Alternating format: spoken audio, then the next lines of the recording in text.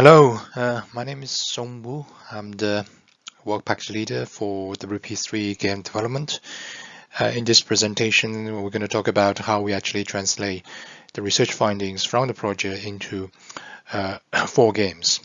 So the presentation will be presented by myself and our game designer Hayley and the producer Craig.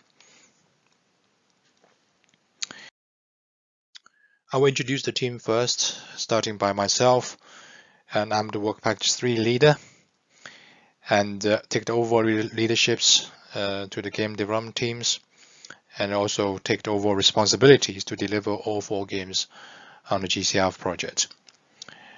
At the same time, we are developing some serious game research based on the project, and focus on serious game development frameworks, and also game user experience and the game trials, focus on game design. Craig is our game producer, and he oversees all aspects of game development, and he also the main point of contact between the country teams and the game teams, and also the key contact with the teams from different work packages. And he takes the responsibility to make sure the project is within the scope, and also to be delivered on time. So I'm really pleased to say all 4 games are delivered on times, and all of them are ready for trials. And Uganda games has been already trialed. The UK trial is ongoing.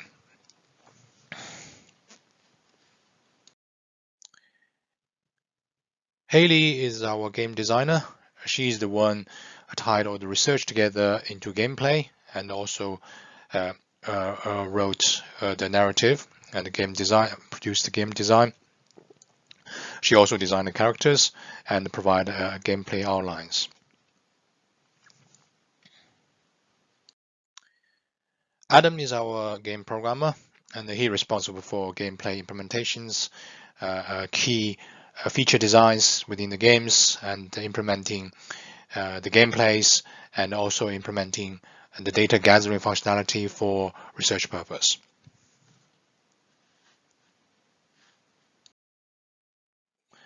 Alexis is our 3D artist. She's responsible for all the character creation designs and the character animations, and she also designed the environmental art and also any art related to artifacts and texture within the game. Now I'll hand over to Craig to describe the game development process. Thank you, Song. So this is the game showcase, and what we're going to do is cover several areas of the game's development process. We're going to cover how we created some of the environments in each of the games, owing to the feedback from our country team partners and their research on the ground. We're going to look at some localization, particularly with regard to the India game and how we had to go through an extra barrier to make sure it was culturally appropriate and authentic in another language. We're going to cover how we covered some sensitive issues in the Jamaica game by way of the Darkholme section, and we're going to cover the sequences and motion capture which formed a key part of the UK game. So if we start with environments, Hayley, how would you say the research and communication with our partners had led to a more visually authentic environment and visual setting for the games? I would say the ability to be able to communicate so directly and intrinsically with the country teams meant that they were able to give us the best representation and make the games the most authentic they could be. So we were able to take snippets from their culture and put it in the game. One example is with in India, there's decals that you can see on the school walls. And then we've also got the nuances of audio, so things like the Mumbai traffic, which until we actually flew out there and realised, we had no idea how important the sound for the indie game would be. So we were able to take that information, discuss things more in depth with the country teams about specifically what things that needed to be included, and really go from there and just iterate on everything we put in the game. And also they gave us then important feedback on all these iterations so that we could then further develop and really hone it down to the important things that we needed in the game, and working from not just the reference images but from their own lived experiences. That's excellent. And those decals you mentioned, the children's drawings and the tree and the butterfly and so on, those were taken by the team at the summit in India, I believe. So they went out with, you guys actually went out with cameras and took these pictures, and they were later digitally converted to in-game textures and used, which was, I thought, was a really cool layer of authenticity, having actually been there. And you guys have these pictures now digitally represented. I thought that was really good. On the subject of environments, if we look at Uganda in particular, it differed slightly from the other games. And we're covering it here actually in the video. How did that differ from a design point of view? From a design point of view, the biggest difference with Uganda is that the environments couldn't just be interior based. They had to be exterior as well. So we were looking at things like landscapes and how gameplay needed to work across both interior and exterior environments. And then it also went further into things like audio. We had to make sure we had plenty of audioscapes for external noises, just the general level of vibrancy. Things like the skybox, which affected how the sky looked like when you went outside. I think everything like that, we really needed to pay close attention to. So it couldn't just be we're doing an inside environment and you can just see things through a window. You needed to be able to go outside and make sure that everything that you saw outside, like all the foliage, made sense and looked appropriate as well. So it was a big challenge, but one that I think we managed to accomplish quite well. Yeah, I would agree. And I think, as you say, with these big open environments on a technical side, they introduced more performance related considerations as well. So when we had to create these more wide open areas like this marketplace, a lot of thought had to go into how optimized we could actually make it work, and keeping it functional on the lower end laptops that we had to use for the trials. So these market stalls, for instance, are using really low resolution textures. There's a lot of texture sharing going on between them. You'll see a lot of duplication in models, which all adds up to a more optimized environment, really. Is there anything else you want to add on that? I would say as well, one thing in terms of gameplay, we had to think about what can we do to make sure the player is using all of these environments to their fullest. So it's not a case of they're just going inside this one building and then outside. It's like, how can we give them experience that lets them traverse the entire environment? So in this particular scene, you saw a little ditch there next to where the home is, and that's actually something that gets used in game, and it's quite important and integral to the narrative as well. So it's those little nuances about how we tie in the environment to the gameplay, to the narrative, that really just uplifts the game to something special. I would totally agree. On the subject of localization and being culturally authentic, with the India game, we had the extra challenge of making sure that the game was not only authentic in terms of what we were putting on display culturally, but the game also had to run smoothly and display the Hindi language. So every subtitle had to be in Hindi, and the dialogue audio was recorded in Hindi. Did that present any extra challenges for you as a designer? It prevented extra challenges, I think, not just for me as a designer, but I think for the entire team as well, because obviously we're based in Huddersfield, so we don't have the knowledge of Hindi needed to develop in Hindi. So everything we did had to be in English first and foremost. And then we had to work closely with the country team to give them the script, ask for their feedback on the script, and then also ask them on top of that of how do we translate this appropriately, because there'll be different nuances in language where word ordering, things like that, will be slightly different. So how we may read it in the English translation isn't exactly how it would be in Hindi. So it's just about making sure we've had that fine balance of this is right for us to develop with, but then it's also right for them to play with. But also they had to have the functionality to play in both, in regards to the subtitles in both Hindi and English. So we've got a option in the settings menu where you can change language from English to Hindi, and that works almost instantly after the line that you're currently playing. It will then switch. So it means that anyone that has particular trouble maybe with understanding something, if they prefer to work in English, it gives them the option of saying, I'm going to translate it to the next language, see if I understand it a little bit better in that, and then maybe go backwards. Mm-hmm. So it just gives them options, and it's really about making the player experience the most fulfilling it can be.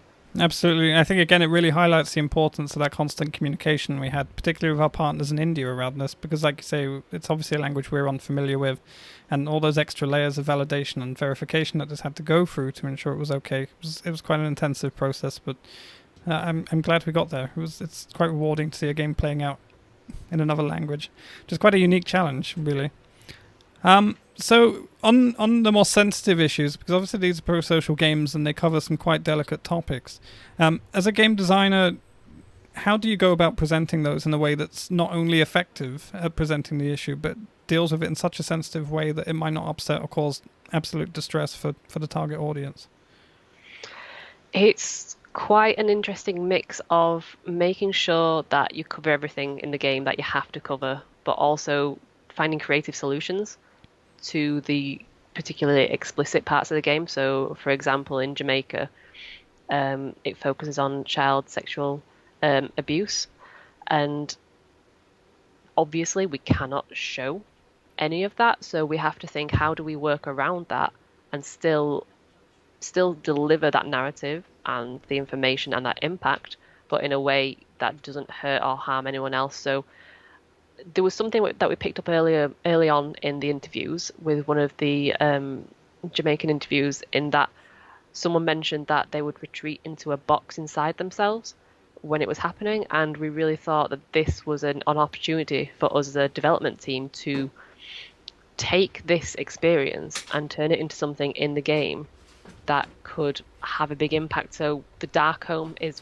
what the box turned into, and it allowed us to gamify this part of the narrative into a way where it wouldn't show any explicit material, but it would be something different to the player. It would be something haunting and transcendent. So we were able to do interesting things with the audio, but making it still authentic to that lived experience whilst keeping the player engaged as well. So yeah, it was a fine line to walk, but I think we managed to do it. Yeah, I think it provided real difficulty as well. I mean, as you say, these are real people's instances and real people's experiences that you have to translate and represent almost. And as you say, exactly, you can't just go and represent some of these things on screen. So I think that was really, really interesting, and it's such a great design. I think the darkroom section, it's a really innovative way of dealing with that. If I can move on then to the UK game, which was more animation heavy than some of the others, having had the benefit of extensive motion capture work. What was your experience like with that? Because I'm aware that a whole cast of actors was recorded. You can see here in the editor, like, all of these animations came from real actors and they were recorded. Every motion that they took, the whole script was acted out. What was the experience of recording that like? It was intensive, because it was taking what we were doing and then translating it to the actors so that they could give the best performance possible. And we found that the more we told the actors about what we were doing, the more invested they were, and also the more shocked they were about how the reality is of gender-based violence is for women and girls. And we had quite a lot of really interesting conversations during the actual recording itself.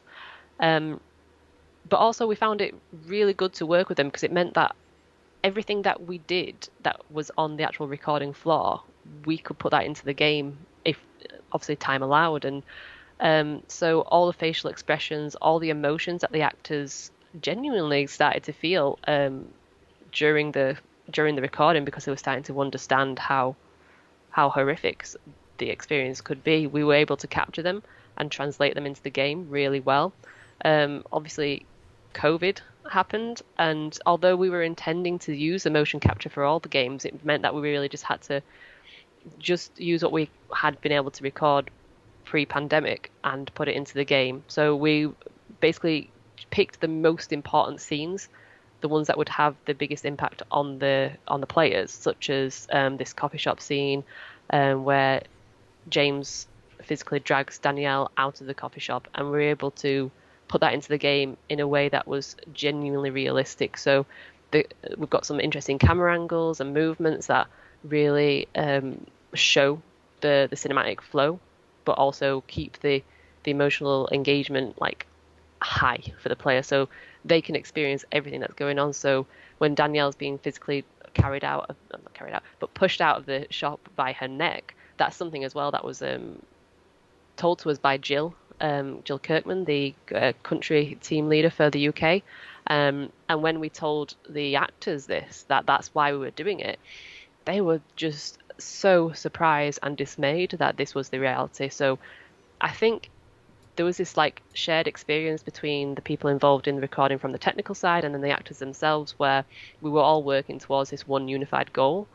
And I think it really showed in the end result, because everything that came out of it was just great. Like, really good work, and I'm really proud to have put it into the game.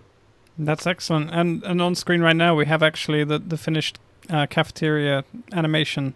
So I'm going to come get you. Just let you experience that. Wait, what? James, how did you know we were here? Emily checked you all in on Socialise and put a bunch of pictures on there. Danielle, did you ask him to come? No, I didn't. It's sweet that he came here just to see Danny. I'm glad someone gets it at least. I'm just here for my girlfriend, Hannah. You've had plenty of time with her today. Now it's time for her to go. I'm not ready to go yet. Besides, we've just been here drinking coffee. What's the rush? So it was just the three of you? Well, us and Connor, yeah. Were you trying to hide that Connor was here too, Danielle? You ignored your boyfriend to spend time with some other guy? How messed up is that? What? Are you sleeping with him or something? Why do you care more about him than me, Danielle? I'm not interested in Connor like that at all. Never have been. Right. Whatever you say. Don't you think you're overreacting? Let's just sort this out. You're the one who's being crazy, choosing another guy over your boyfriend. Let's go, Danielle. Now. I don't want to go yet. I said now. James, oh my God. God, you're always the victim. Seriously, James, stop it now. Come on, Danielle. You're lucky I even care enough to come down here at all. Most guys would dump you for the crap you So we can pulled see that today. this is quite powerful stuff. I think it did come together really well. In the end, I think that takes us roughly to the end of our little showcase here. So if there are any questions, both Hayley and myself would be delighted to hear them.